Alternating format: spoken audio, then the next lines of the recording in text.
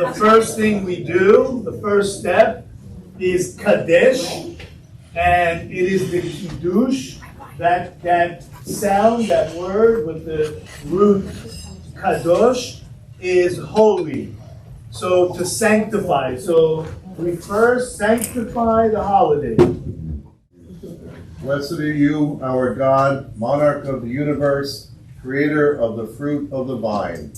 Baruch atah Adonai Eloheinu melech haolam, borei pri hagafen. Blessed are you, O eternal, our God, monarch of the universe, who selected us from among all peoples and raised us among nations and sanctified us with divine commandments. And you, our God, have given us the festival days for joy, this feast of the matzah, the time of our freedom, in remembrance of the departure from Egypt. For you have selected and sanctified us from among all nations, in that you caused us to inherit your holy Sabbath and festival days. Blessed are you, God, who sanctifies Israel and the festival days. Okay, and then before we drink, there's a second blessing that we always say in every holiday that we comes once a year. We say, "Blessed are you, our God, monarch of the universe, who has preserved us alive, sustained us, and brought us to enjoy the season." And that's Baruch atah Adonai Eloheinu melech haolam, שהחיינו וקיימנו והגיענו לזמן הזה.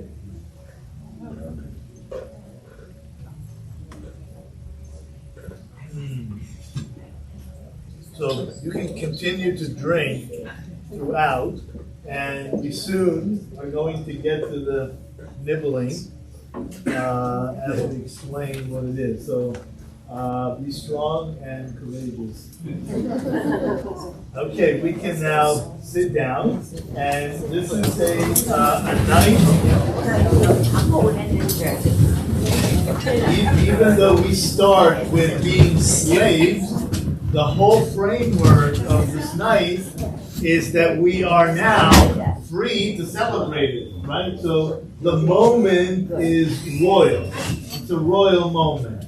And in ancient times and in some communities, they still do that. I belong to one of these communities. When on Passover, you put a lot of mattresses and pillows on the floor, on carpets, and you recline. So you're not really sitting, but you're reclining all night. So it's a royal position. So when you drink tonight, try to drink in this position. We don't have the armrest here. Don't fall. So do it only for the first and the second cup of wine. After that, it's dangerous. So slaves don't recline. Slaves don't have that opportunity to relax. So this is a night when Jews will remember we're not slaves anymore. And so we can relax and have a glass of wine and sip it at our leisure. Yes. Now that we've sanctified the time, we have to sanctify ourselves. And the way we do that is by washing our hands. Washing ourselves is sanctifying ourselves. So there are washing stations. Yeah. Now what we'll do is, there are some napkins there, but there are napkins on the table, paper napkins. Not everybody has to go. It's part of the ceremony. So if maybe one or two from each table want to go, there is a bowl and 2 basins of water, pitchers of water, and you just drip the water over your hands, one and the other, and then dry it with the napkin. Yeah. If you remember, at Mass, of course, there is that hand washing ceremony that we do, and so I hope you see some connections tonight of what we do, yeah? Did we have to do that before we got to the Wailing Wall?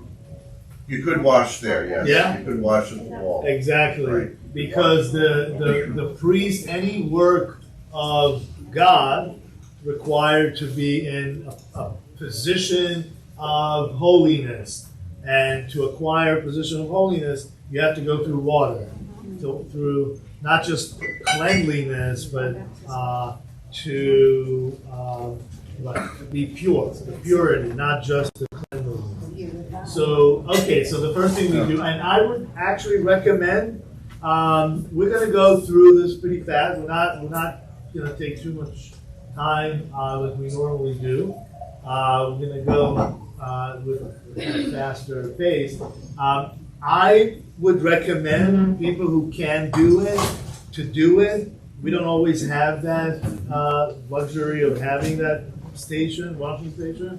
I think that the ritual for you would be enhanced if you did that, because you would look at it as even though it's a model Seder, but we are going through pretty much the whole ritual that would be as close as possible to Mass. Now also, another thing at this point in the Seder, after the hand washing, it seems it could be, I've read some speculations, that this is when Jesus washed the feet of the apostles at this moment. So changing a little bit of the Seder, and then what happens with that exactly is that ritual of washing feet was also how Moses washed the feet of Aaron and started the Jewish priesthood. So it's a sign of ordination, a sign of preparation for the service of the Jewish priests. So it could be that Jesus added that piece on and he washed the feet, and then a whole dialogue with Peter, don't you wash all of me now. You're not going to wash my feet. Now, would it have been a common practice for the servant to wash the feet of the guests of the house? That's certainly a big interpretation, of course, of service. But I was really shocked by that idea that Moses, washed the feet of Aaron as they began the Jewish priesthood. So it's an amazing thing there. So the washing the feet of the 12 apostles at that point. So now we'll do it for. So he stood there and he was pouring water, but there's a direct connection, and I'll let Don continue. But the Levites and the Cohens, the difference. The Kohanim were the priests, and the Levites, they were the Kohanim. The priests were part of the Levi family, the tribe. So, but only the family of Aaron, the priest, could be the ones who sacrifice to the actual work of the temple. So, but everybody else assisted them, the rest of the tribe, so the Levi. So, when we do that in a Jewish context, the Levites wash the hands of the Cohens. So that's very interesting. Okay. So I'm the priest, he's the Levi. I'm the Cohen, he's the Levi. I'm the Goy. Project Genesis, definitely, I would say, I'm the Levi. So we did the first, right? Check. Yeah. Who uses here, to-do lists? There are people that, I think the world is divided to two. Those with to-do lists and those without. Who you get to be in? Who uses to-do lists?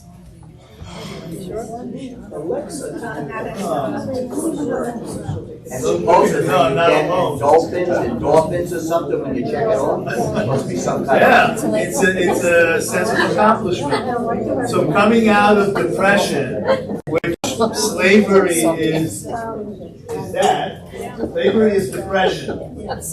And you know how we count 49 steps out of Easter to Pentecost? So we do, of course, it's after the Jewish model of Passover to Shavuot. the Feast of Weeks, when we receive the Torah. So the 49 steps actually symbolize the 49 levels of depression that the Israelites went to, that deep. If they would have gone to one more level of depression, the 50th, they would be down all the way. We would not be recovered. And actually, the letter, I'm just going to sprinkle it as we go. I don't know if you care about it, but the letter Nun in Hebrew that represents 50, with numerical value 50, the final Nun goes all the way down. So it symbolizes that it really is a depression. So they had to come out of the depression. Their women, their wives, held them from going all the way. The stories of the Bible credit the women for being courageous and not falling into the depression. Of course, they weren't enslaved as the men, but they kept the spirit. Right? So and then the connection to Elijah. Do you want to explain about Elijah? The cup of Elijah and the connection to John? Not yet. Okay. Just so you know, for now, we have on our table a cup for Elijah. Elijah is part of our Seder, and we leave the door open for him, and we want him to come back. He's the harbinger of the Messiah. And Don is going to speak about this later when we sing for Elijah. We'll have time to sing for Elijah and the connection between Elijah and Christianity. Do you want to explain it? Well, John the Baptist goes to the spot where, he did not pick any old place on the Jordan River. He went to the spot where the Jews, the Israelites, crossed back into the Promised Land. They crossed at a particular part of the river near Jericho, because that was the first city they were going to occupy and begin to take over the Holy Land again. So as they enter the Promised Land, they go crossing the Jordan River. 700 years later, Prophet Elijah goes back to that spot because he's being chased by Jezebel. Queen Jezebel wants to kill him. So he goes to that spot in a sense of, this is a holy spot. Maybe it's going to be a sanctuary for me and I'll be okay. But what happens when he gets to that spot, he gives his mantle to Elisha, and then he's taken up in a whirlwind. So his life is brought into the heavenly realm. So that's a very amazing spot for two big reasons in the Hebrew Scriptures. John the Baptist knows that tradition, knows these two stories, and begins the place of transition. Look what happens here for the Christians among us. From slavery to freedom on the horizontal plane. The horizontal plane. Here is slavery. Here is freedom. This is old. This is new. This is the Promised Land. This is Egypt. So they cross over, and then Elijah goes from this world to the next world. So it does kind of form this, and it is a threshold experience. A threshold. It's the place of transition. So then, of course, John the Baptist goes there, and then Jesus does appear at that spot. Now, there is going to be a transition, a big transition then into Christianity, of course, coming from our Jewish roots. But it's grounded in the Jewish roots. So John the Baptist didn't pick any old spot on the river. He went to that spot. Okay. And just another thing, it's so important to remember, too, Pentecost is a Jewish feast. So 50 days after they leave Egypt, they go out into the desert. On the 50th day, they receive the Torah. Christians celebrate the same holiday. That's why all those folks were in Jerusalem when Peter goes out and preaches the first homily. And he says, okay, Jesus rose, and so that was the first Pentecost, the coming of the Holy Spirit. So first comes the law, then comes the Spirit to fulfill the law. So both of those holidays are related as well. Pentecost is a Jewish feast originally. So we think of it as the birth of the church, coming of the Spirit, but it has a big tradition. That's why all those Jews were in Jerusalem at Pentecost. Okay, so they were there for the feast, one of the Jewish feasts. They were there for that day, and the church begins, the public ministry of the church. Okay. Maybe it will take a little longer. I just want to clarify, what is the Torah that they were learning? Okay, the Torah is the 5 books of Moses. It's the most primary source we have.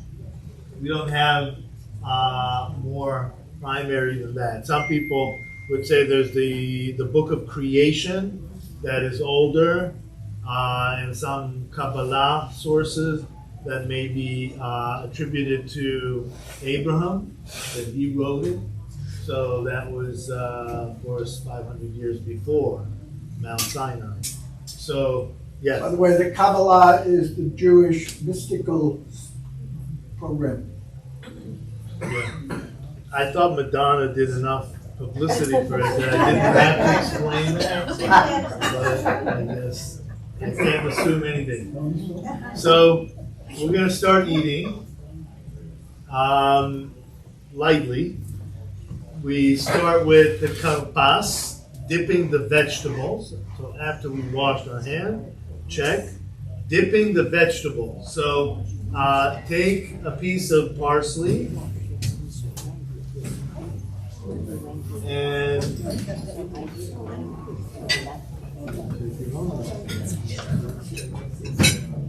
now also remember the reference in the gospel where Jesus says, one of you is about to betray me, and he says, who is it, Lord? And they say, the one who dips with me. so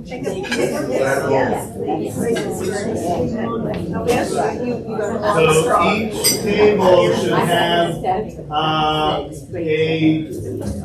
plate with water. Bowl of water, salted water. With salt. You're not going to be seeing the salt, but it looks to you as just a bowl with water. That's what it is. So we take the karpas and we dip it into the salty water.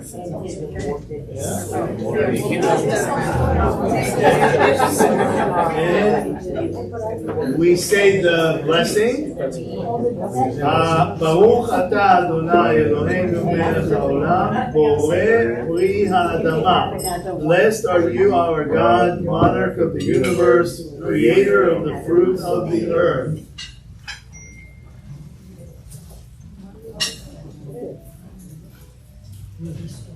So those who are making face, that means it's working. It means that they put enough salt there to represent the tears of the Israelites in slavery. Salty water. So, as we said, we are starting with the ground level of slavery, and we're elevating in every step. So, if you know the 12-step program, so look at this as the 15-step program. You become depressed and you leave. Okay, the next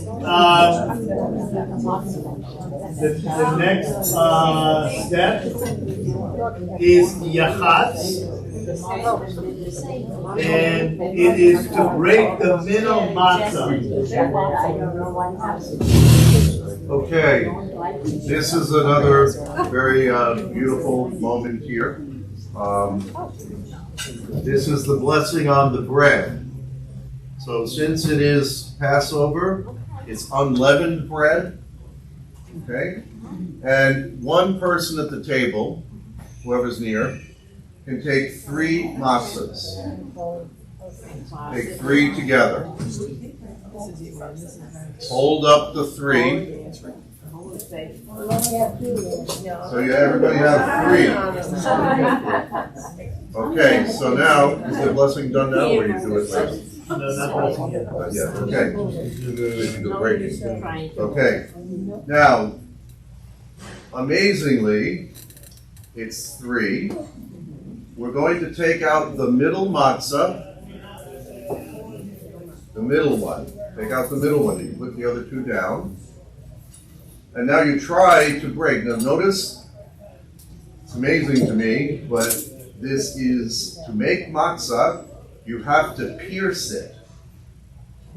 This is pierced. Notice the little holes in it. Okay? And it's striped. By his stripes we are healed, and he was pierced for our transgressions. Okay? Now you break it, try to break it in the middle. You will not succeed. Okay? We have 2 pieces now. The bigger piece, right? The bigger piece is put in, is for later. Okay. Now it is broken. The matzah is broken. You take the biggest piece, and on your table is a napkin. This now is called the epikomen, and you wrap it in linen, and you hide it for later. So put it on the table. Normally in a home, the parents will hide it, and the kids have to find it later. Yes, this is going to be your dessert.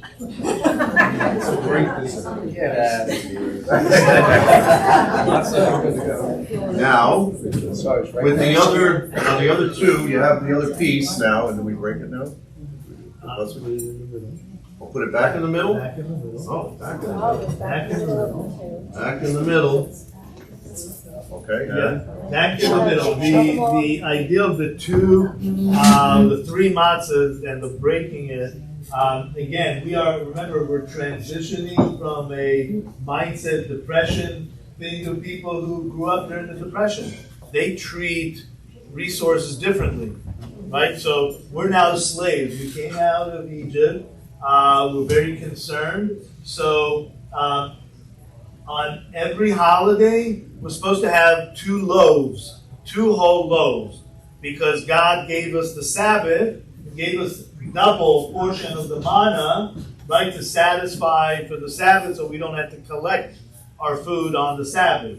So every holiday, every cessation of work, we get double portion of bread, and the matzah is essentially, of course, bread. The middle one, this is where it interlocks with our Seder. Yes, it's a holiday, but we're still slaves, which means we're not going to consume a whole loaf.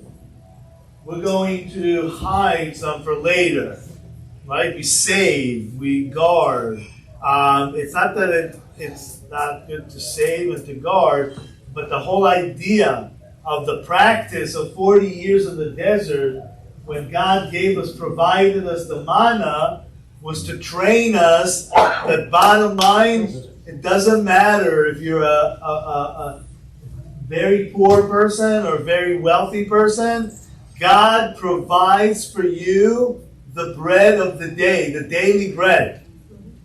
And you don't want to eat bread from yesterday because that's stale. You want to eat every day. Give us our daily bread. Right? It's actually a kosher blessing that I can even as a Jew say. So it is so that's the transition, that it's a holiday, the 2 whole matzah, but we're still enslaved in our mind and half of matzah. we leave for later. Okay. So we did this part. The next part, we flip the page 8, the Magid. So now, because we've already dipped and we started eating a little bit, if you want to eat more lettuce or something on the plate, you can do it. Normally we don't eat the chicken. It's there for decoration. Memorialization. Yeah, you can eat the egg. Every holiday has its unique mitzvah, commandment to fulfill. On the night of the Seder, the main commandment, anybody know? It's the story. It's to tell the story. That's how we grow. So we share knowledge. This is a unique concept at the time. Leaving Egypt was about to tell humanity that they shouldn't succumb to oppression. And if they come together, they can create a society, right? Sounds like the American society, that the middle class is most of the people in the country, and they are all educated. They are all, well, some more, some less. But everybody is educated. Because then at the end, we all benefit. Because what is the point of living in your own tower where everybody around you wants to basically kill you? So that's not fun. And it also goes against the theology of everything, of sharing, right? Not hoarding, but sharing. So that's really the idea, to move from a state of mind that I have to take advantage of somebody to succeed in life, which was until then. Until that moment that Israel left Egypt, the law of the land was that if you are weak, somebody's going to take advantage of you. You know that. The pyramid flips when Israel leaves Egypt, and now when you are weak, you know that somebody is commanded to help you. That's basically the point. And going from slavery to freedom is about building the communities around the table. And that's really what it's about. Is to come, yes, and eat physically, but we have to eat spiritually. And spiritually, it's always with the community. And that's really the point. Now, of course, that's just kind of the blueprint, but to do it, to be able to create a community of charity, community that people help each other. At the end, now we feel that this is Social Security is a given. It was not. We are starting, this is the beginning of the idea of Social Security, without getting into the politics of Social Security. But that you know that citizenship, you have citizenship, you have rights, and, of course, you have duties, but you have rights. So that is the biggest revelation that we're celebrating today. So for those, I know there are a few Jewish people here, right? So I'm sure you know the Manishtana. Do you know the Manishtana? So Manishtana is, why is this night different from all other nights? We ask ourselves. And then there are four answers. But I want to sing it in between in Hebrew. and then you can read the English in between. So, Ma nishtana halayla hazeh mikol halelot, mikol halelot, שבכל הלילות אנו אוכלים חמץ ומצה, חמץ ומצה. הלילה זה כולו מצה. הלילה זה כולו מצה. Read the translation. All other nights, we can read it together. All other nights we may eat either bread or matzah, but on this night only matzah. All other nights we may eat any spices of green, but this night only bitter herbs. All other nights we do not dip even once, but on this night twice. All other nights we eat and drink, either sitting or reclining, but on this night all of us recline. So the 4 steps here, we start with eating only matzah, because this is the a bread of affliction. If you look at the top of the page, where it says we're supposed to kind of look at the matzah and says, this is the bread of affliction which our ancestors ate in the land of Egypt. Let all those who are hungry enter and eat, and all who are in need come and celebrate the Passover. So this is, we point, so it's the bread of affliction, and it's bread of poverty. In Hebrew, the word affliction is the same word as poverty or humility. I like to go with humility. The whole idea of a bread rising is the same as our ego rising. It's the same idea. And we're here to put our ego aside and share a table with our family. Yeah, that's the hardest thing probably, in the world.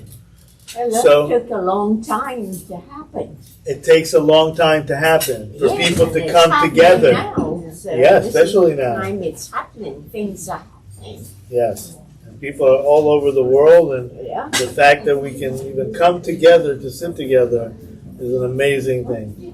So let's do what? After we do the story. Yeah. So let's do just a few selected verses from here from the Haggadah. And Haggadah, as you know, means to tell. That's what Haggadah means. So it's telling you today. It's about telling the story. So the top of the page, page 11. Don, you want to? We were slaves to Pharaoh in Egypt, and our God brought us out with a mighty hand and an outstretched arm. And if the Holy Blessed One had not brought out our ancestors out of Egypt, we and our children and our children's children would still be in slavery to the pharaohs of Egypt. Therefore, even if we were all wise, knowledgeable, and sagacious, and learned in the law, it nevertheless would be incumbent on us to tell of the departure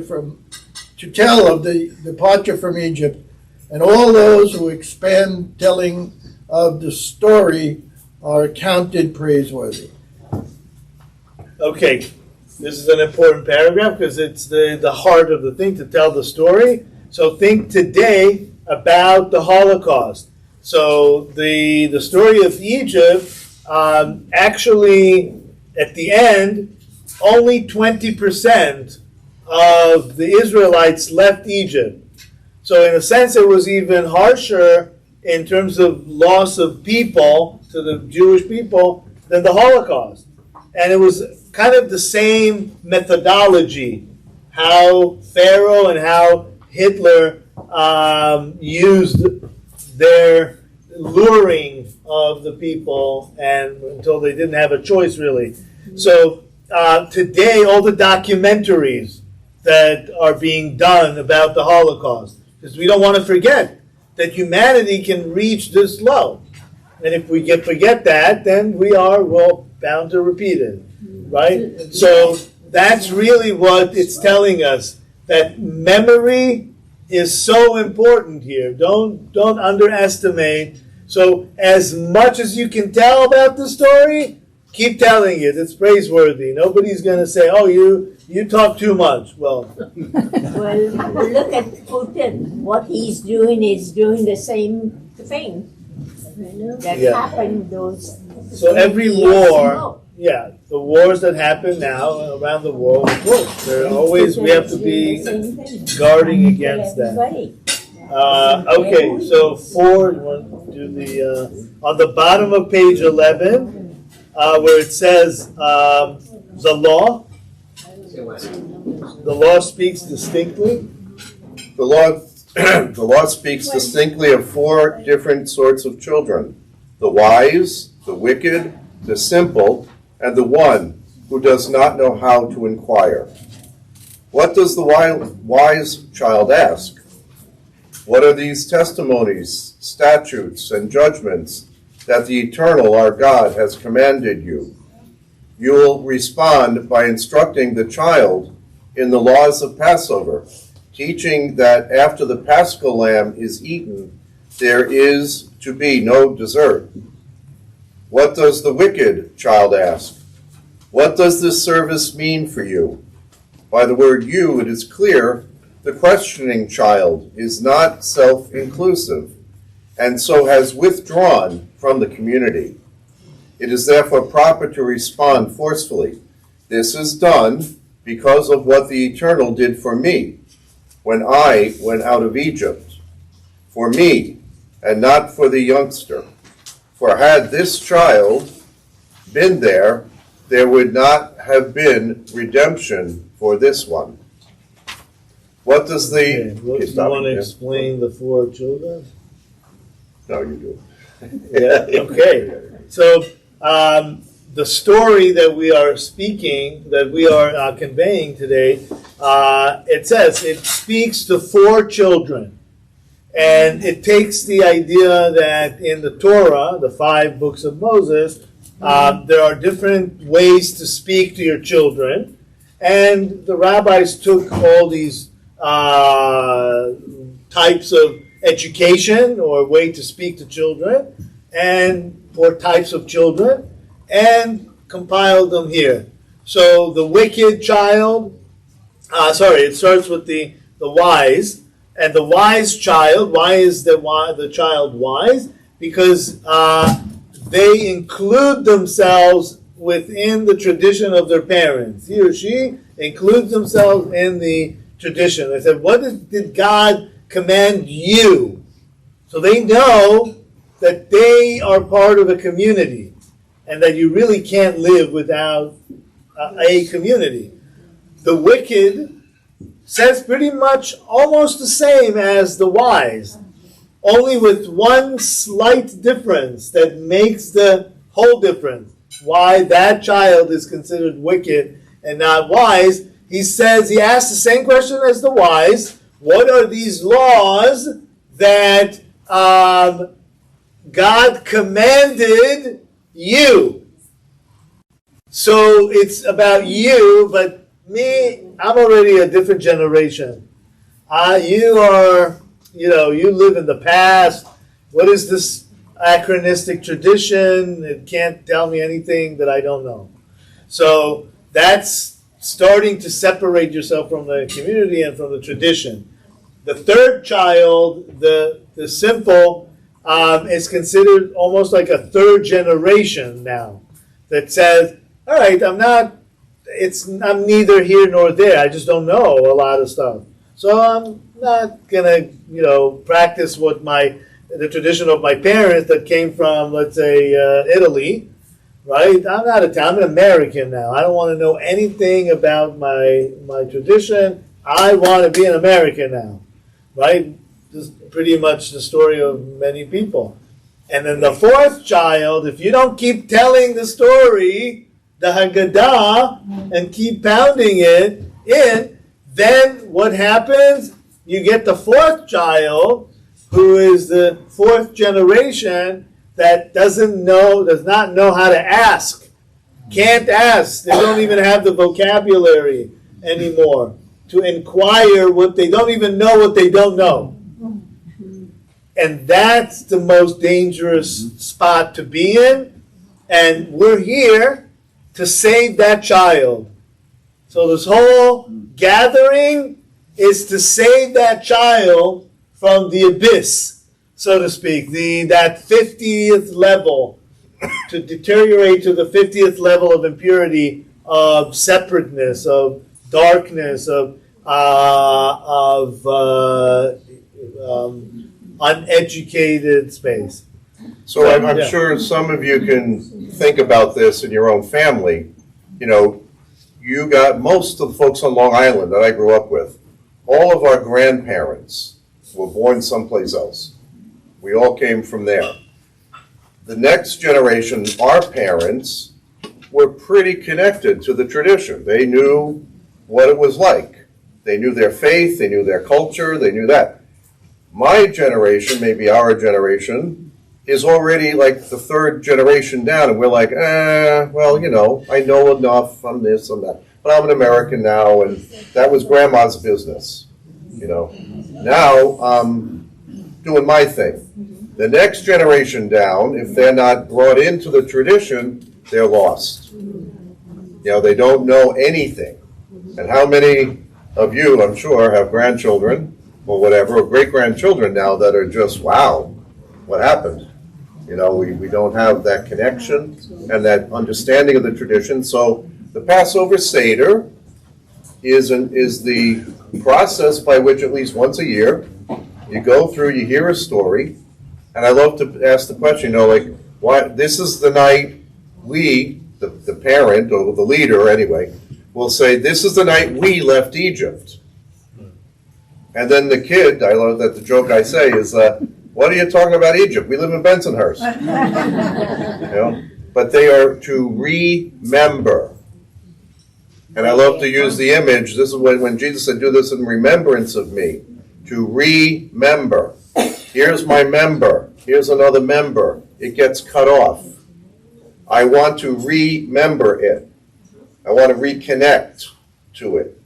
So by the Seder meal, we're going through this process, and it's not just thinking and hearing, we're doing it. We're eating, we're drinking, we're going through this ritual that helps us to remember where we came from. Okay, and before we skip forward a little bit, on the bottom of page 12, 13 in English, what saved us all these years from forgetting everything and not being connected? Our covenant. And this is what it says. And it is that promise which has been our ancestors' support and ours, for not just one has stood against us, but in every generation some have arisen to exterminate us, yet the most holy and blessed always saved us. So there was always, since the revelation in Sinai, when heaven and earth connected, and think about that. The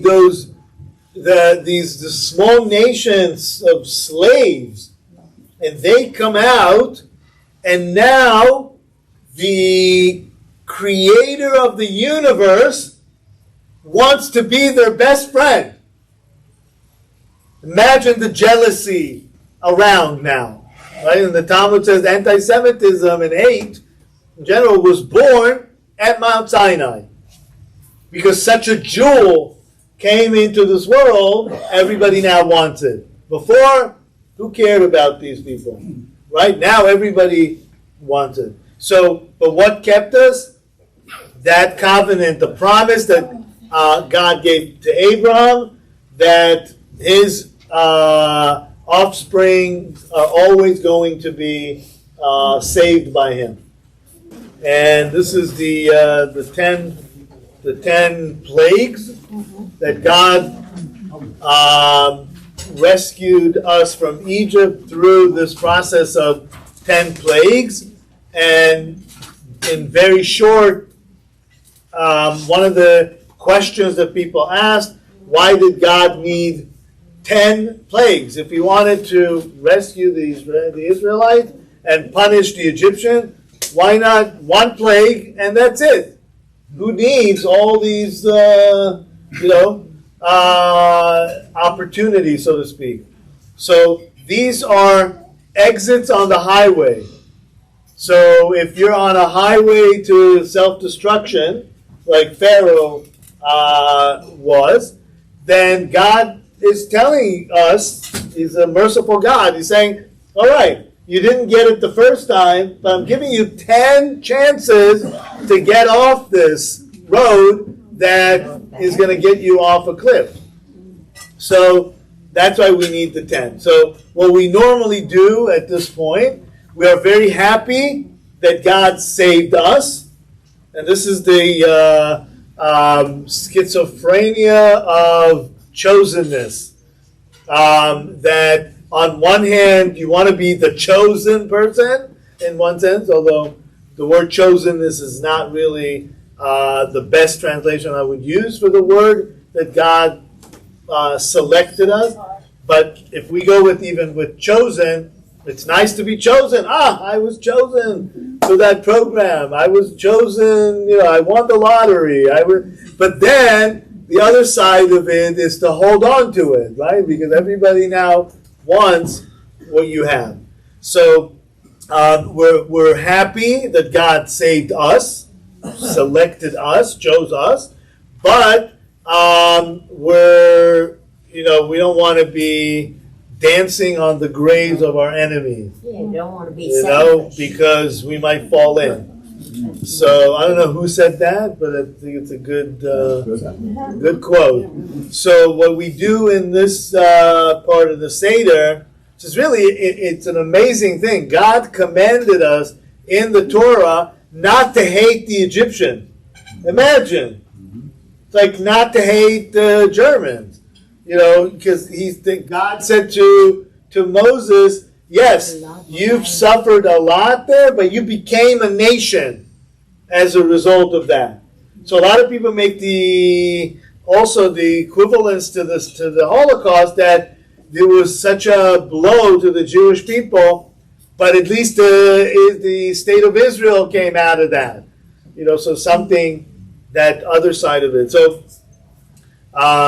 So what we do here, we are acting like Jews, that we can't be fully happy or fully sad.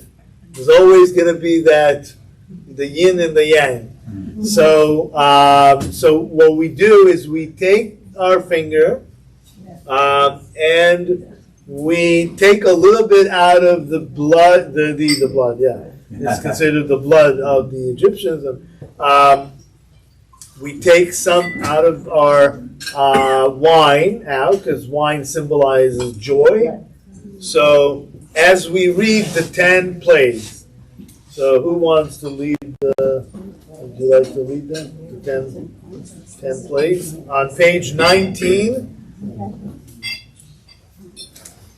So you're diminishing the wine, you're wasting it, you're not going to consume it, so you're taking it out of your cup and you're going to put it on the plate. You take your finger in and you take a drip, and then for each of the plagues, you drop it into your plate as a sign of or the sadness. napkin. Or the napkin.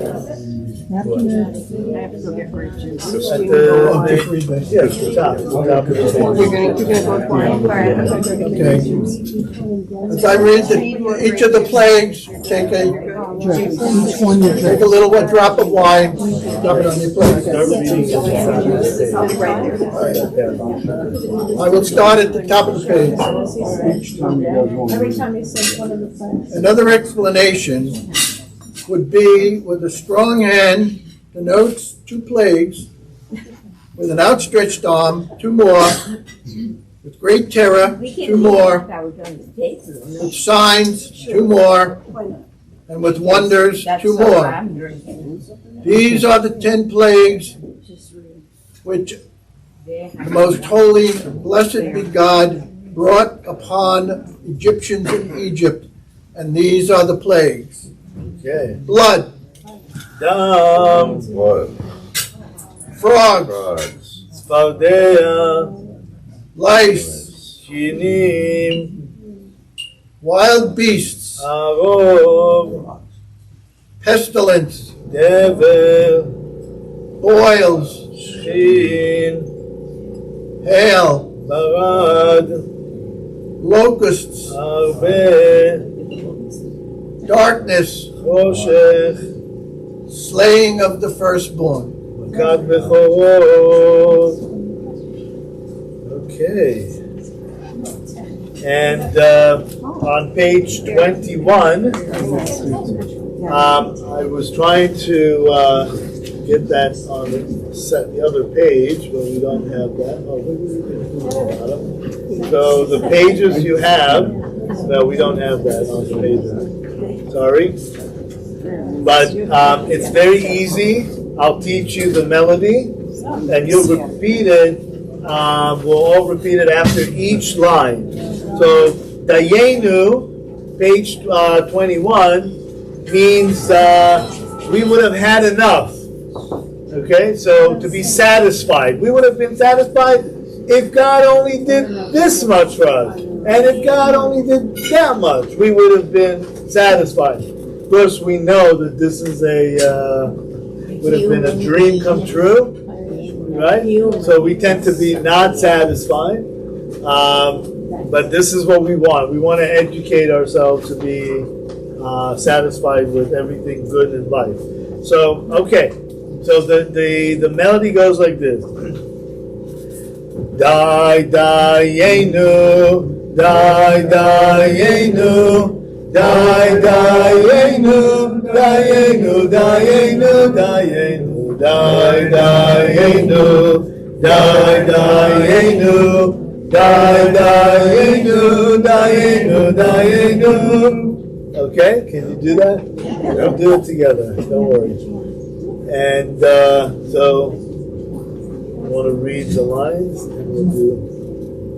If God had brought us out of Egypt and not inflicted judgment upon the Egyptians, it would have been sufficient. Dayenu. If God had inflicted justice on them and had not executed judgment against their gods, Dayenu. it would have been sufficient. Dayenu. If God had executed judgment against their gods and had not slaughtered their firstborn, it would have been sufficient. Dayenu. If God had slaughtered their firstborn and had not turned their wealth over to us, it would have been sufficient. Dayenu. If God had given us their wealth and had not divided the sea for us, it would have been sufficient.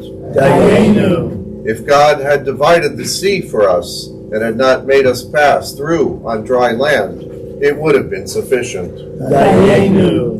If God had made us pass through its midst while keeping us on dry land, and had not drowned our oppressors in the sea, it would have been sufficient. Dayenu. If God had drowned our oppressors in it, and had not supplied our necessities in the wilderness during 40 years, it would have been sufficient. Dayenu. If God had supplied our necessities in the wilderness during 40 years, and had not fed us with manna, it would have been sufficient. Dayenu. If God had fed us with manna, and had not given us the Sabbath, it would have been sufficient. Dayenu. If God had given us the Sabbath and had not brought us to Mount Sinai, it would have been sufficient. Dayenu. If God had brought us to Mount Sinai and had not given us the law, it would have been sufficient. Dayenu. If God had given us the law and had not led us into the land of Israel, it would have been sufficient. Dayenu. If God had led us into the land of Israel and not built the temple, it would have been sufficient. Dayenu. Dayenu. Dayenu. Dayenu, Dayenu, Dayenu, Dayenu, Dayenu, Dayenu, Dayenu, Dayenu, Dayenu. Okay. Can imagine doing this between every line. At home, that's growing up, that's what we would do, and keep going. So that's why we would end in the morning. So page 23, it's now explaining to us the Seder plate, which I briefly did before, but this is the rabbi's explanation. So, okay, so then you'll find something very interesting here. Rabbi Gamliel, okay, we'll start with Rabbi Gamliel, page 23, right where we stopped with the Dayenu. Just one paragraph, we just skipped one paragraph. Rabbi Gamliel would say that those who do not make mention of three things at the Passover feast have not done their duty, namely paschal sacrifice, matzah, and bitter herbs. So these are the three main components of the evening, because the paschal lamb, of course, the Passover lamb, the matzah is the bread, and then we'll explain now each one, and then the bitter herbs, the slavery. So let's read these three. Should we Put together. go? Together. Okay, let's read together. The Paschal Lamb, which our ancestors ate during the existence of the temple. Why was it eaten? Because the blessed presence passed over our houses and our ancestors in Egypt. As it said, you will say, it is a sacrifice of Passover to the eternal. Who passed over the houses of children of Israel in Egypt, when God struck the Egyptians and spared our houses, and the people bowed and worshipped. So the Passover sacrifice is really the first offering, the first sacrifice that the people of Israel brought as a nation. So it is really it really contains all the important ingredients of an offering. So every time we hear about a first concept in the Bible, that concept and that story has all the elements that will ever come after that. So because it's a Thanksgiving sacrifice, right? We're thanking God for leaving.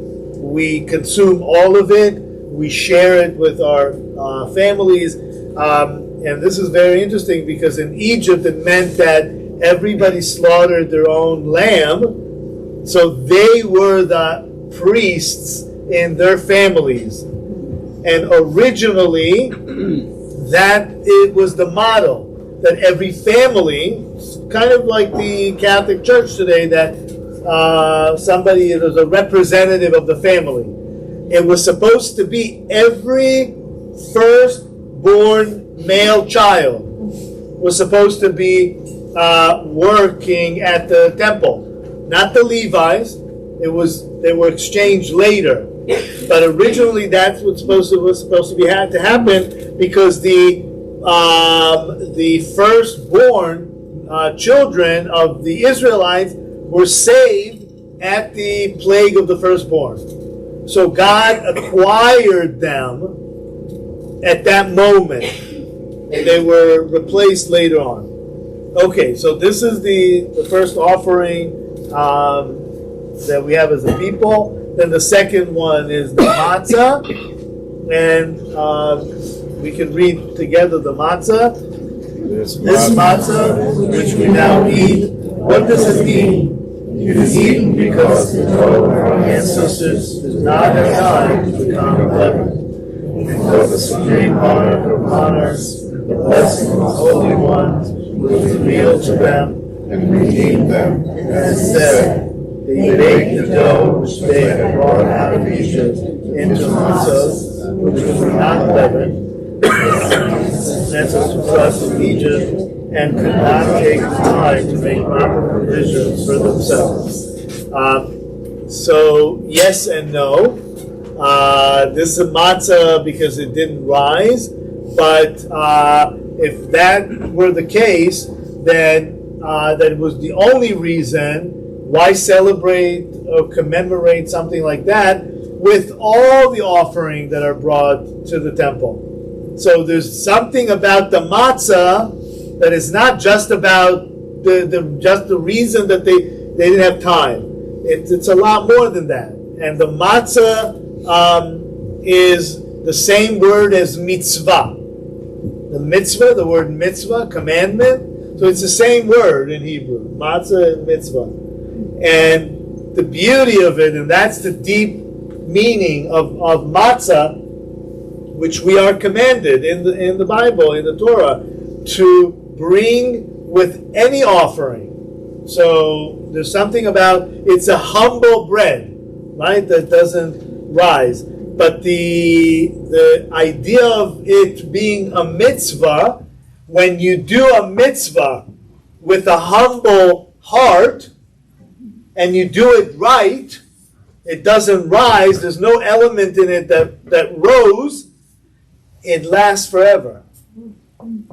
It lasts forever. This is our currency. This is the real currency. The mitzvot that we do correctly. Okay. And then the last one, we'll read together the bitter herbs. This bitter herb which we eat, what does it mean? It is eaten because the Egyptians embittered the lives of our ancestors in Egypt.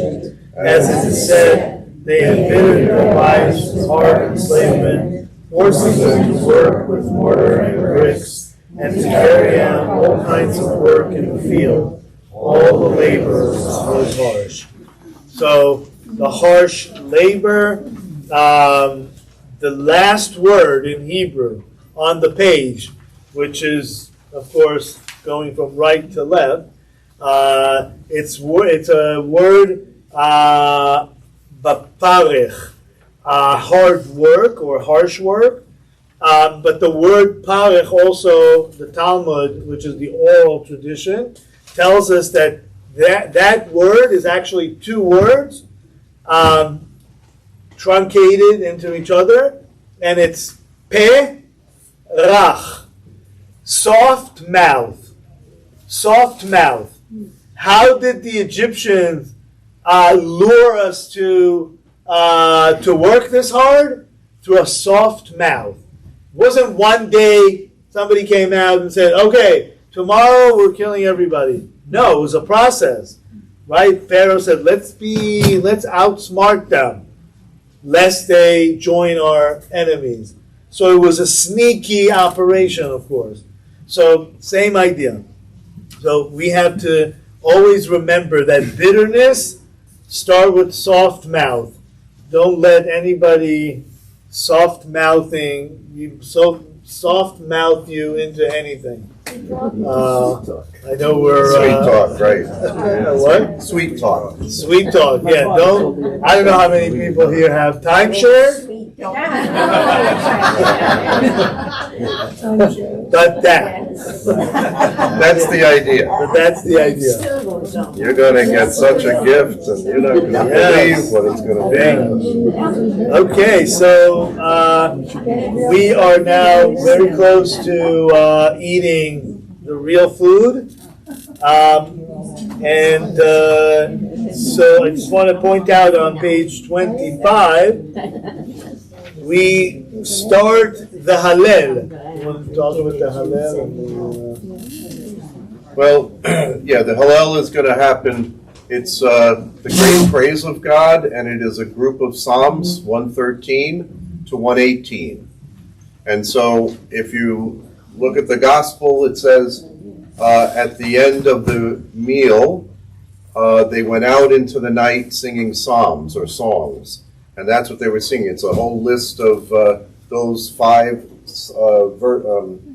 Psalms, those 5 Psalms. So it is something that you could do this Holy Thursday night if you're going to church after they do the procession to the garden or with the other tabernacle. Maybe read those Psalms. I think it's a great thing. This is what they did when they left. And this is a very important moment here where Jesus breaks the order of the Seder. This is where it's so shocking for the apostles. It's not done. There's an order. There's 15 steps. But Jesus breaks the order because something is about to happen. And so they're shaken. You know, the apostles, they know what a Seder is. They've been to the whole life. They're Seder. And now at this moment, now we missed a few things, though. Somehow we have to do the cup. And the second cups. cup Yeah, is second not cup, coming okay. out. Second cup, third cup. But this is still coming. You know, we're not quite there. But when it gets to the Great Hillel, that'll be after the third cup. But we're getting there. Okay, good. Yeah. Keep going. Okay, so we are about to drink the second cup of wine. So if you can fill, and actually tonight we try to fill each other's cups. If you can, not to this way. No, the difference between heaven and hell. Yeah. Good, thank you. People need white wine. The people will come by. Yes, they do. Last name is Gilligan, I'm not sure.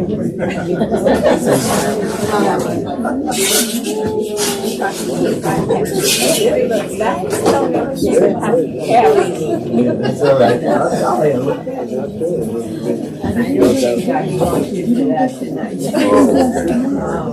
So the Hallel, those 6 Psalms, we say this is the only time that the Jewish people split it.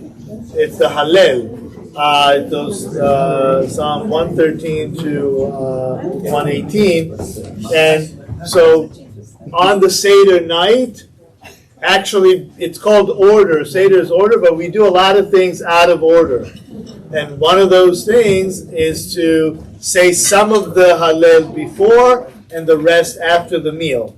So let's just say one paragraph where it says, when Israel went out of Egypt. Let's read that part. Page 25, the penultimate paragraph. When Israel went out of Egypt, the house of Jacob from among the people of Aaron's speech, the tribe of Judah became God's sanctuary, and Israel God's dominion. The sea saw and fled, the Jordan turned back.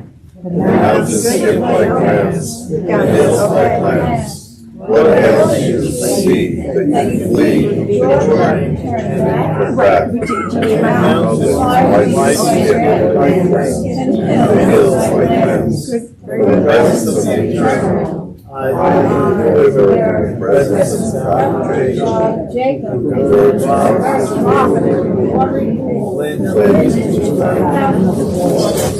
okay. So this is what we now we raise the second. We lift the cup of wine and say. So let's say together what it says there. Blessed are you, our God, the Father of the universe, who have redeemed us and raised us to Egypt and brought us to the enjoyment of this life, to eat matzah and bitter herbs. You are God, our ancestors. May you bring us to joy and peace on the solemn feasts and sacred seasons, which you for us, that we may be glad in the building of your city and rejoice in your holy service, that we may sacrifice holy Passover offerings. Skip the parentheses. Whose blood will be sprinkled on the side of your altar for your acceptance. Then we will give thanks to you with new song for our deliverance and for the redemption of our souls. Blessed are you, eternal Redeemer of Israel. Blessed are you, God, monarch of the universe, who creates the fruit of the vine, ברוך אתה אדוני אלוהינו מלך העולם, קורא פרי הגפן. So now we wash again. If you don't want to get up again, that's okay. If you do, the first time we washed was to get to this point. It was without blessing, the blessing of washing the hand.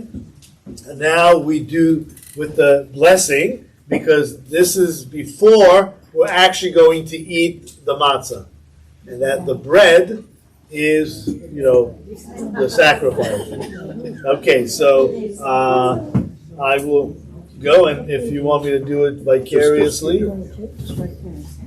Now also, if you listened, you heard the blessing on the wine, the second cup of wine. So it is, blessed are you, Lord God of the universe, of all creation. For your goodness, you've given us the fruit of the vine. Okay, for the Catholic folks here, I hope you catch that prayer. So we bless the bread first, and then we bless the wine second at Mass before the consecration. So we're getting ready for that. But this is called the Barakah prayer. It means, blessed are you, Lord God of all creation, Barakah. The blessing on the bread and then the wine. So I'm going to say the blessing over washing the hands. Baruch atah Adonai Eloheinu melech haolam, shebitonu mitzvotav v'tzivanu al netilat yadayim.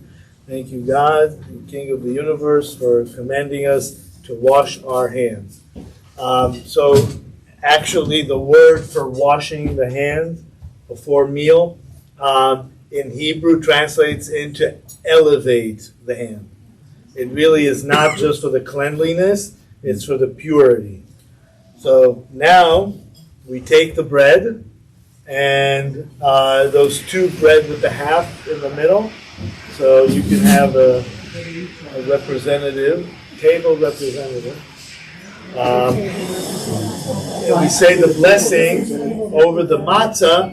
Now look that there's actually two. We bless over the matzah twice tonight.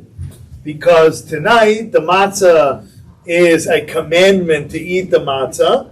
For the rest of the 7 days, if you don't want to eat matzah, you don't have to, but you can't eat leaven, any bread, but you don't have to eat matzah. But tonight, you have to eat matzah. A little bit. So we take it and we say, Baruch atah Adonai Eloheinu melech haolam hamotzi lechem min haaretz. Blessed are you, our God, monarch of the universe. So this is the point, after the blessing of the bread, that Jesus would have said, this is my body. Okay, so now we're eating the matzah for the first time. Believe it or not, we're still in the beginning of the meal of the Seder. Okay, on top of page 29, when it says korech, the word korech in Hebrew means wrap, to wrap. So today we know that the matzah is like a cracker, but really, originally it was not. You wouldn't almost be able to distinguish between a pita and a matzah. And in our family, in the Yemenite tradition, they still do that. That it would look like they're serving pita, but it's not. It's soft, and it's like a lapa. The wrap in Israel, if people have been to Israel, or if you eat gyros here, same thing. So that's the koeh. So how did they do that? And this is how we know that originally it was soft, because it's a wrap, not a sandwich, not a cracker. So it says, in order to commemorate the Holy Temple, Hillel, Rabbi Hillel, the famous Hillel, during the existence of the temple, took unleavened bread and bitter herbs. So now you can take maybe the lettuce, you can take some lettuce and put it with the matzah and see what the bitter herb and ate it together.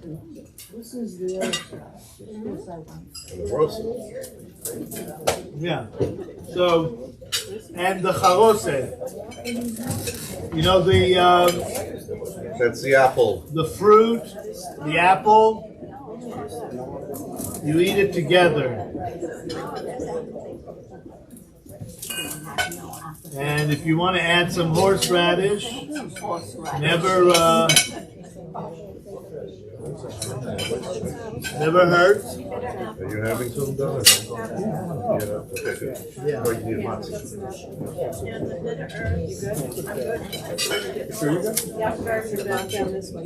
have matzah. I have some. Anybody else? So once you ate this amazing appetizer that basically wraps all three big ideas of the Seder together, the lamb sacrifice, the matzah, and the bitter herb, now we can eat the meal. So we pay our homage to God for feeding us. And if you go to page 29, we will just do the bottom paragraph. Blessed are you, O eternal monarch of the universe, who feeds the whole world with your goodness and with grace, kindness, and mercy, gives food to every creature out of enduring eternal mercy. And Wait. You need the third cup.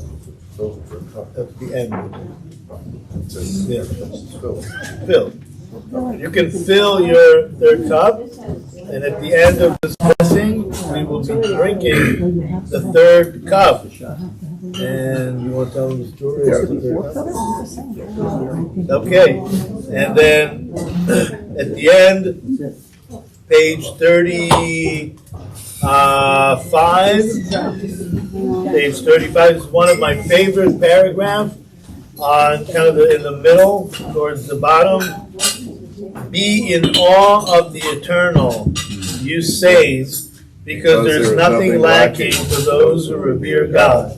The young lions may do without and suffer hunger, but they who seek God will not lack any good thing. Praise the eternal, who is good, whose mercy endures forever. You open your hand and satisfy the desire of every living thing. Blessed is the person who will trust in the eternal, because the eternal will return the trust. I have been young and now I have aged, yet I have not seen the righteous person forsaken, not the person's children lacking bread. May the eternal give strength to God's people. May the eternal bless God's people with peace. Amen. And now we take the third cup. And we raise it and we say, blessed are you, our God, monarch of the universe, who creates the fruit of the vine. This is the third cup. And if you are a Mass attender, you hear at the Eucharistic prayer. At the end of the meal, he took the cup. At the end of the meal, we just completed the meal. We did the ritual meal. We did the first and the second cup. At the end of the meal, he took the third cup. And then he says something unique. This is the cup of my blood, the new covenant. Okay. The point is, I don't know how much they understood at this moment in the Last Supper, the Last Seder. But at this moment, well, first, as they're going through the evening, Jesus blessed the bread when we first blessed the matzah, and Jesus said, "This is my body." I'm sure it was remarkable. They heard something. This is my body given for you. And they all remember how we all took a taste of the matzah. At the end of the meal, a piece of time has gone by. He says, "This is the cup of my blood." Wow. Look at the sign factor. What is being signified? If your body is here and your blood is here, what does that mean? Death. It signifies death. So in the meal itself, he was already prefiguring what was about to do the next day as his body is on the cross and his blood falls to the earth. The separation of body and blood, signifying death. So here at this point, the third cup, he takes it and he says those words. At the end of the meal, he took the cup. And it's amazing to me, I've heard it all my life, but I never paid attention, that that's the indication there. So there's the separation of the body and the blood. So in that separation signifies death. And you might even see, as the Mass proceeds, the priest will break the host and take a fragment and put it back into the chalice. In a way, kind of reenacting resurrection of a time. The body and the blood coming back together, the mixing of the body and the blood. So this is a very significant part, for the Seder, and then looking at it at the Mass of what, we see, what we can see. So now it's the third cup. They have the third cup, and now comes the great Hillel. And then exactly at this moment, Jesus breaks the order. He breaks the Seder and says, come on, guys, let's go. Where? What? Who? Why? What's going on? And they go out into the night, look at the Gospels, and it says they went out into the night singing songs, singing psalms, 113 to 118. And if you read that, it's unbelievable what you're reading. And imagine Jesus is beginning to know exactly what's going on, and the apostles are like lingering in it. And then they remember. After the death and the resurrection, then they go, whoa. So look at those Psalms, 113 to 118. They're really fascinating. The great Hillel. One time at the shrine, we did the Seder. We had a cantor come that time. And he was chanting in Hebrew those Psalms. And we read them in English. We went through. We're not going to do that tonight. It is long. Adds more time. But it's an important part of the Seder experience to kind of, mark it for us, so those who are Christians here who can feel like, oh, okay, I see that.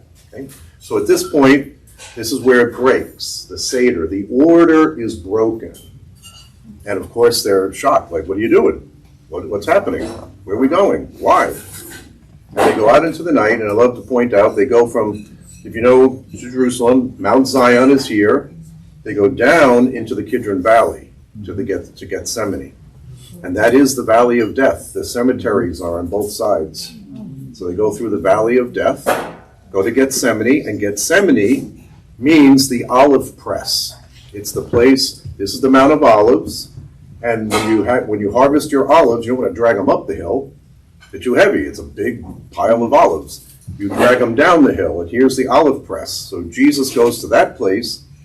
And in Gethsemane in Hebrew means the place, the olive press, where the olives are crushed. And so Jesus is about to sweat blood. He goes to that place, Gethsemane. And that's where the arrest takes place. So you know the rest. Going back through the Kidron Valley, back to the house of Caiaphas, and everything else proceeds. So we're going to continue now the Seder as it was, and then I'll give another commentary at the end. Yeah. Our group this year actually went all the way to the Gate of Mercy. They actually touched the wall of the Temple Mount on the east side. Not the western wall, but the east side, which is actually a Muslim cemetery. The idea is to prevent the Messiah from being pure, to go through and this is the only gate that is actually closed. It's blocked, so you can't really go through. But we went on the other side and we prayed that this year that gate will be open. Whoa. Which means the Messiah will go through it, from the Mount of Olives down through the Gate of Mercy into the Temple Mount, and the resurrection of the dead, and we'll see a new reality. So let's do one song before we do the fourth cup. So you have we're not going to get to the second song, but the one on top, yeah, that's good. The Go Down Moses. Anybody knows that song? No? So it's actually, it's interesting. I don't know where I picked it up in one of the Seders. And then I went to a black synagogue in Chicago. It's a whole community of Christians that converted. So they, and then in their services, on Shabbat morning, they sing this song because they're still connected, of course, to the Black liberation movement. So, but I love the song. It basically says everything about the Seder and coming out of Egypt. So, when Israel was in Egypt's land, let my people go. Oppressed so hard they could not stand. Let my people go. Go down, Moses, way down in Egypt's land. Tell old Pharaoh, let my people go. So Moses went to Egypt's land. Let my people go. He made old Pharaoh understand. Let my people go. Go down, Moses, way down in Egypt's land. Tell old Pharaoh, let my people go. Thus said the Lord, old Moses said, let my people go. If not, I'll smite your firstborn dead. Let my people go. Go down, Moses, way down in Egypt's land. Tell old Pharaoh, let my people go. No more shall they in bondage toil. Let my people go. Let them come out with Egypt's spoil. Let my people go.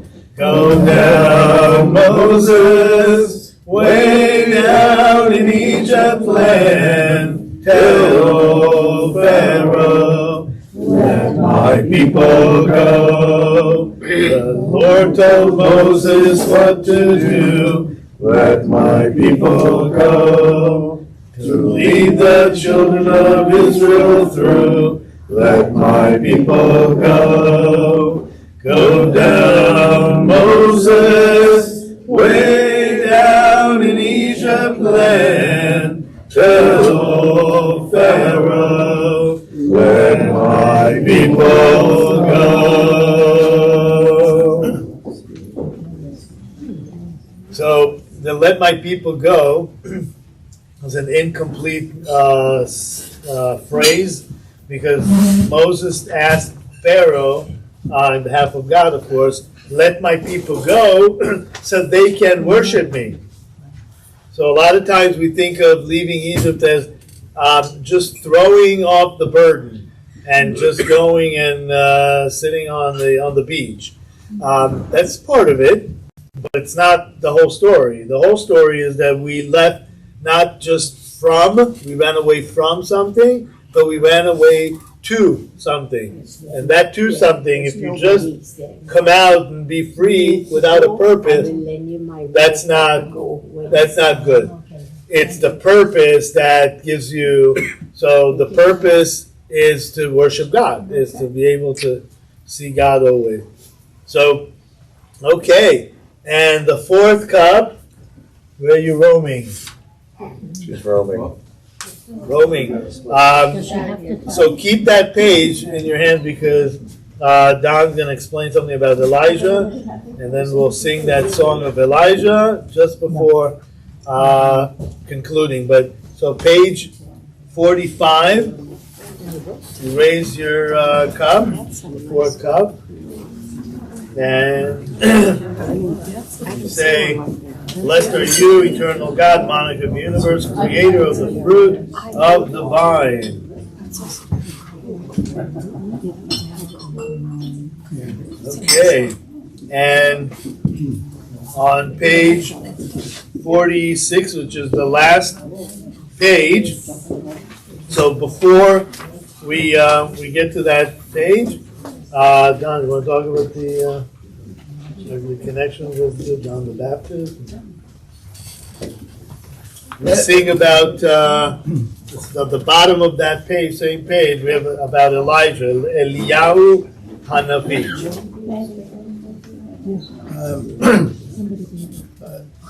You might remember that Elijah is taken up to heaven, doesn't die, okay? Which again is significant because in Judaism, Elijah will precede the coming of the Messiah. Okay? But it's interesting that the last book of the Hebrew Bible, which is the prophet Malachi, out of that book comes the idea that prophecy has ended.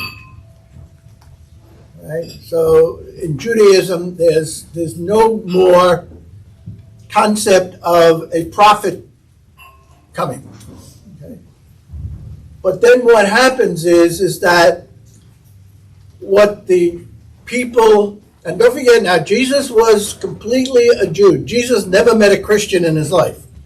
Jesus didn't know what a Christian was. Okay?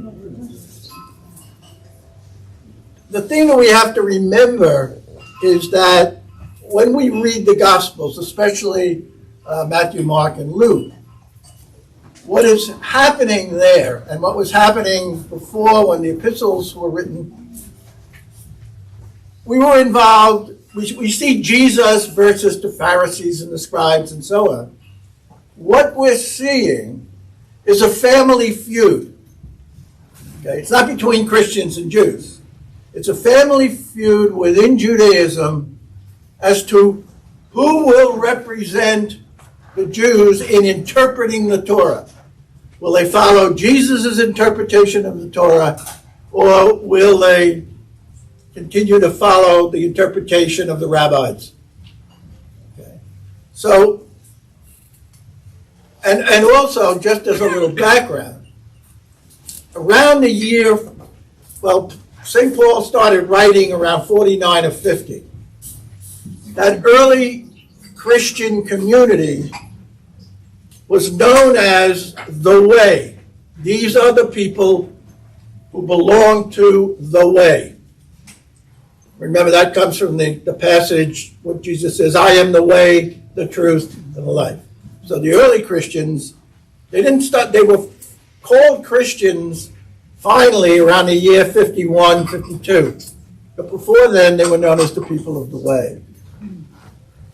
They, in following Jesus, immersed in that whole Jewish tradition, right, saw ultimately John the Baptist, all right, as the last prophet. Okay. But as the prophet who will announce the arrival of the Messiah. Okay. So Gotti and I have a grand old time about you should be up, it flies on the wall with some of our discussion. But the question then becomes, all right, the return of the Messiah. Okay, so we didn't have an answer, okay, but we keep talking about it. All right, so John the Baptist then took on a whole new framework as, if you will, the Christian Elijah. All right, he is the one who will forecast the coming of Jesus, and we know the story. I'm not even worthy to tie his sandal.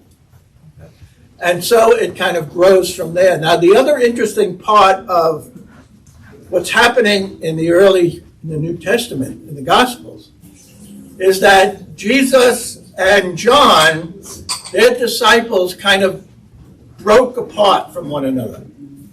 Mainly because when John was baptizing Jesus, we see that people were coming to John, all right, to repent and to be baptized in water. And John says, the one who follows me will baptize in the Spirit. The interesting element here, and this follows through ultimately to the Mass, is that the mode of repentance for Jesus was sitting around the table. He ate with tax collectors, with sinners. All right? He's not demanding that they be baptized. The way he gets them to turn around is to sit with him and eat. Right? And eating together, and I think this brings us to where we are today. Right? We see a world torn apart. And part of the reason is people don't want it, different people with different opinions and so on, they don't want to sit and eat together. Because when you're sitting and eating, all right, unless you want to get indigestion, you're not going to talk religion or politics. You want to get to know the people sitting at the table. Okay. So in that sense, when you sit at the table, when we sit at the table, okay, and talk to one another to find out something about each one of us, you have the beginning of bringing disparate people together. All right? So the important thing to remember is that unity is not going to come about as an intellectual product. It's going to come about as an experiential moment.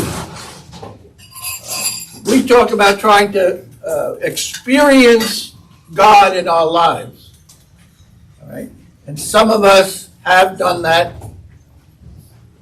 But the experience of God in our lives, and it's interesting, when we're told, love God, love neighbor, and self, on the human practical level, it's got to be reversed. You know, John tells us, you know, how can you say you love God when you hate your brother? So John kind of brings together that whole element. So as we sit here together, right, we are in the process of developing that new community. Because remember, both Jews and Christians, at its depth, are covenanted people. And we are connected by a solemn agreement. Jesus at the Last Supper says, the blood of my, so on and so forth. So the Christian tradition takes on a whole new element of prophecy with John the Baptist, pointing towards the end. So, you know, God is still waiting. We're not waiting. So, but we can still talk to one another. All right? And boy, do we. And, you know, it's this idea of looking at one another eye to eye, say, yeah, we disagree here, but we all belong to the people of God. Right? And that, I think, is the beginning of that whole Christian year with John the Baptist. Keep getting away from John, but John was there to serve a purpose. All right? To bring about the coming of the Messiah, as we as Christians see. So, as I said, Gotti and I will continue to argue as long as the Lord lets us. All right? But being here tonight, okay, is a real sign of what we can be. Right?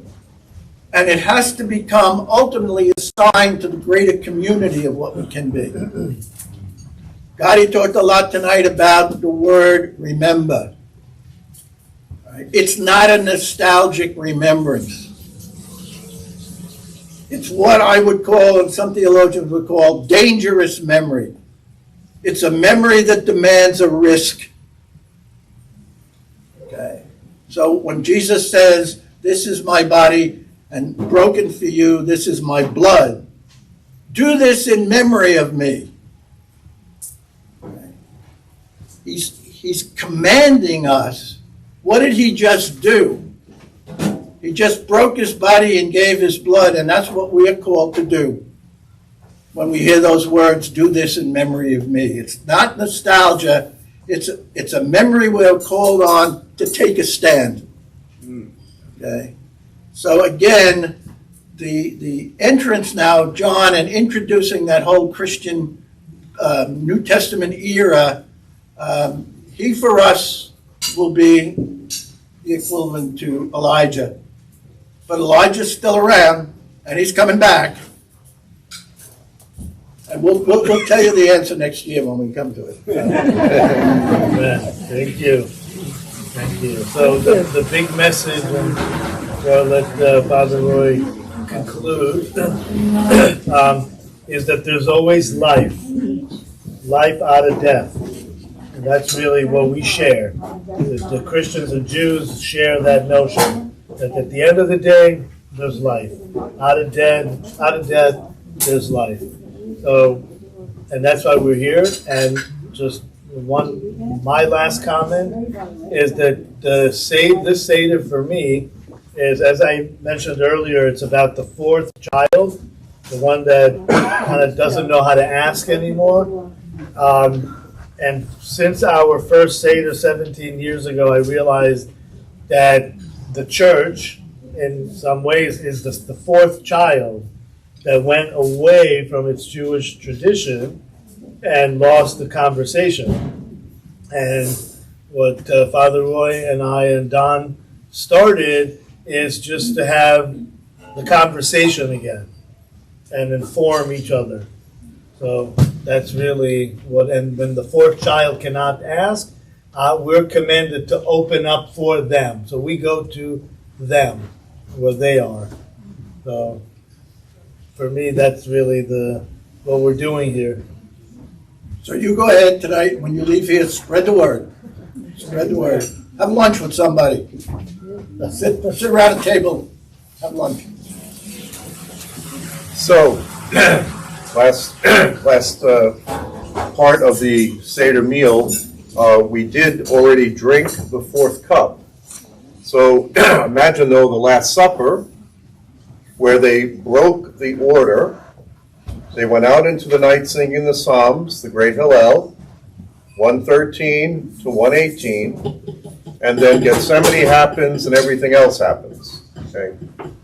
Finally, at the cross, what does Jesus drink on the cross? They put the sponge into the wine, bad wine, and he takes a little bit.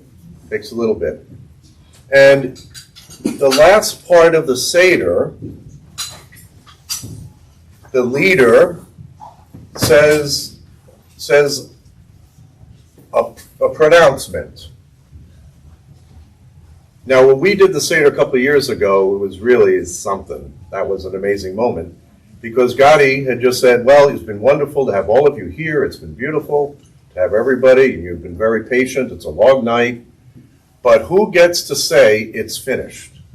With that, most of the Catholics in the crowd went, Jesus! And then he said, why did they say that? Well, we know the text. Yeah. So that is how a Seder ends. Jesus was completing the Passover Seder. He was completing the Passover. It is finished.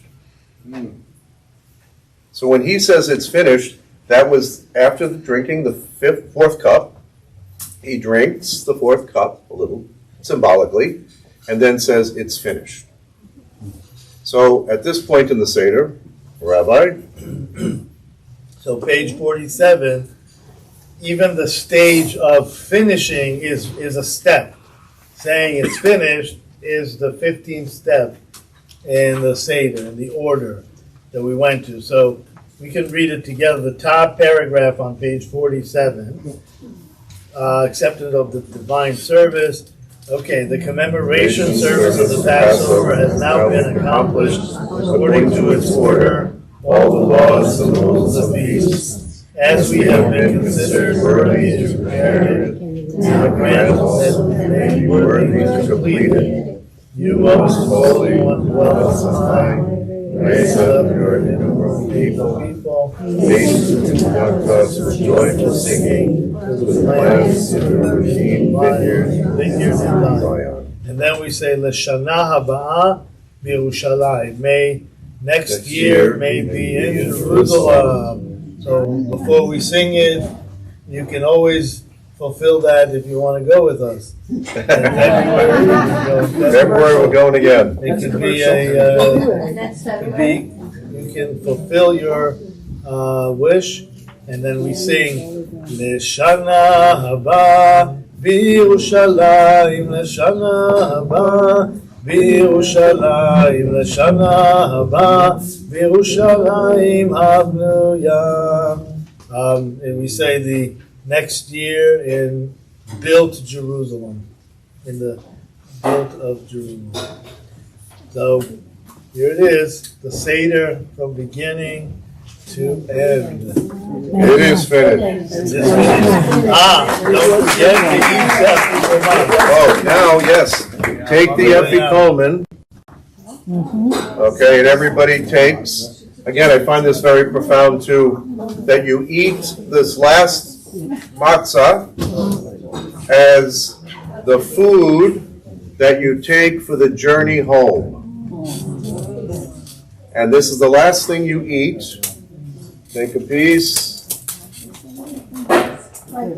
So that the taste of the matzah is on your tongue as you make your journey home. There is such a thing in Catholicism called viaticum, the last communion, that you maybe could receive at the end of your life. So there's special prayers and it goes on for that. It's a beautiful, beautiful ceremony for the final communion. So it's reminiscent of that. So amen. Amen.